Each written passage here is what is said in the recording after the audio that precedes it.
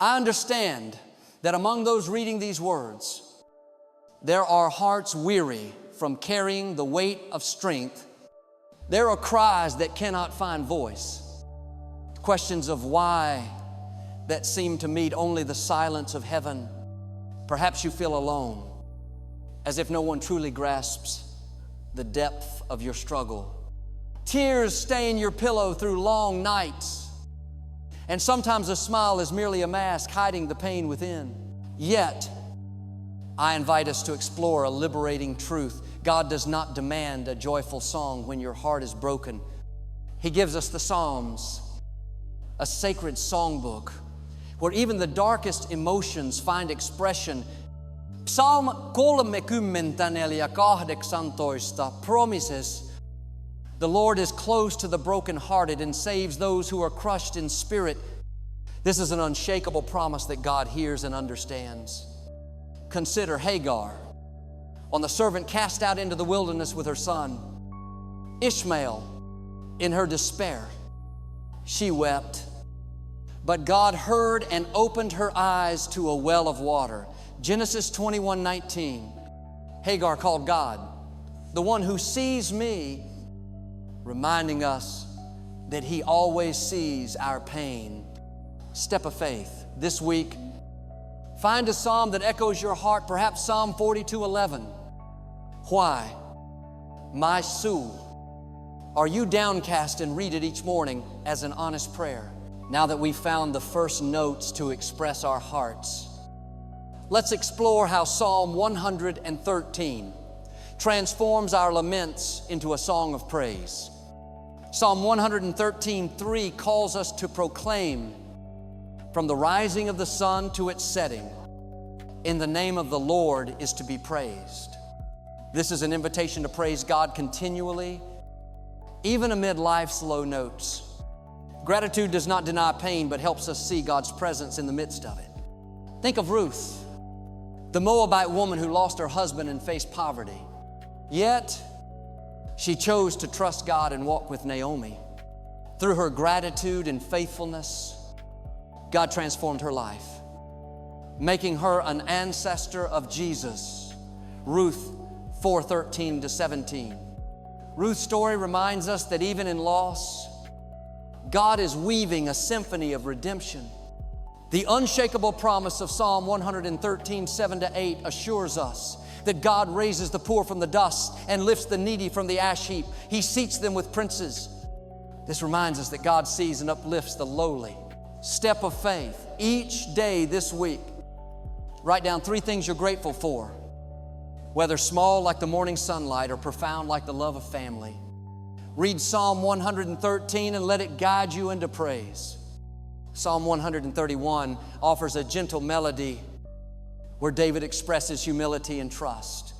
My heart is not proud. Lord, my eyes are not haughty. I have calmed and quieted my soul like a weaned child with its mother, Psalm 131, 1-2. In a world of striving and pressure, David reminds us that true peace comes from resting in God's arms. Recall Moses, who stood before the burning bush and removed his sandals, knowing he was on holy ground. Exodus 3:5, his humility opened the way for God to use him to deliver Israel.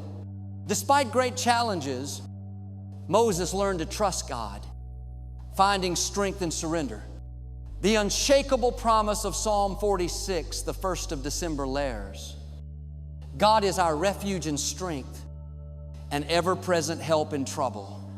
When we humble ourselves, God becomes our steadfast fortress. Step of faith. Spend 5 minutes daily in silence before God. Breathe deeply. Surrender your worries and let Psalm 131 become your prayer.